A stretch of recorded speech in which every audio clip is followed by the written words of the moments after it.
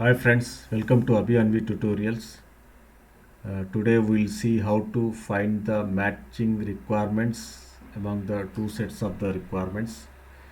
Generally, this scenario you will face in automobile industry where some requirements are there initially, and after some time they have changed the requirements and they have released the document. So they will ask you to find out which requirements are there compared to old set of requirements. So for that, I have a solution to find the matching requirements among the two sets of the requirements. So once you get the requirements, you copy and paste in these columns, two columns. Then you have to find the matching requirements. For example, here 1 to 25 requirements are there. In another set, some other requirements are there, but we have matching requirements like requirement 7 is matching, requirement 5 is matching, and here 1 is matching, here 10 is matching, here 20 is matching. So these requirements you have to display here in this column matching requirements. So for that I have a solution using the index and match. Let us try that. So index,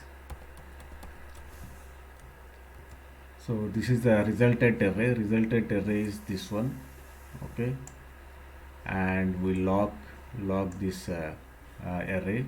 uh, Press control 4, press just for F4, not control 4, just F4, comma, row number will use a match. Okay, so match lookup value is, this is the lookup value, and lookup array is again the first column is the lookup array.